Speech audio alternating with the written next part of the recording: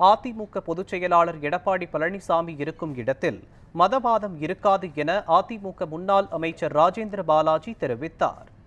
விருதுநகர் மாவட்டம் சிவகாசி வடக்கு ஒன்றிய வாக்குச்சாவடி நிலை முகவர்களுக்கான ஆலோசனைக் கூட்டம் திருத்தங்கல் பகுதியில் உள்ள விருதுநகர் மேற்கு மாவட்ட அதிமுக தலைமை அலுவலகத்தில் நடைபெற்றது.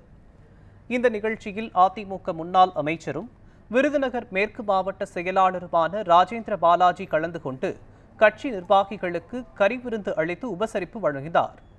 முன்னதாக கூட்டத்தில் பேசிய முன்னாள் அமைச்சர் ராஜேந்திர பாலாஜி, சிறுபான்மை மக்களுக்கு எடப்பாடி பழனிசாமி என்றும் துணையாக இருப்பார் என்றும், அதிமுக ஆட்சி காலத்தில் இஸ்லாம் மற்றும் கிறிஸ்தவ சமூகம் பாதுகாக்கப்பட்டது என்றும் தெரிவித்தார். மேலும் தமிழகத்தில் பிரிவினையை விதைத்து பயத்தை காட்டி சிறுபான்மையினர் ஓட்டுகளை திமுக களவாண்டு கொண்டே இருக்கிறது என விமர்சனம் செய்தார். ஒன்றுமே செய்யாமல் வெற்றி விளம்பரத்தில் பிரச்சனையை தூண்டி பிஜேபி என்ற பிரச்சனையை தூண்டி ஓட்டுகளை மைனாரிட்டி ஓட்டுகளை முஸ்லிம் இஸ்லாமிய சமுதாய சகோதரருடைய ஓட்டுகளையும் கிறிஸ்துவ சமுதாய சகோதரருடைய ஓட்டுகளையும் வாங்குவதற்காக மக்களிடத்தில் பிரிவினையை தூண்டுகின்ற வழக்கத்தை தான் திமுக செய்து வருகிறது.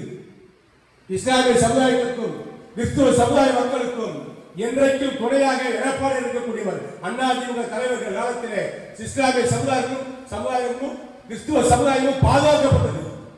எங்களை போல் எடப்பாடியை போல் புரட்சி அம்மாவை போல் புரட்சி எம்ஜிஆரை போல் முஸ்லிம் இஸ்லாமிய சமுதாய மக்களுக்கும் கிறிஸ்துவ சமுதாய மக்களுக்கும் உதவி செய்தவர்கள் யார்? திமுக தலைவர்களா? சொல்ல முடியுமா? ஓசி அவர்கள் ஓட்டுகளை ஏமாற்றி வாங்குகின்ற பணியைத்தான் திமுக செய்கிறது.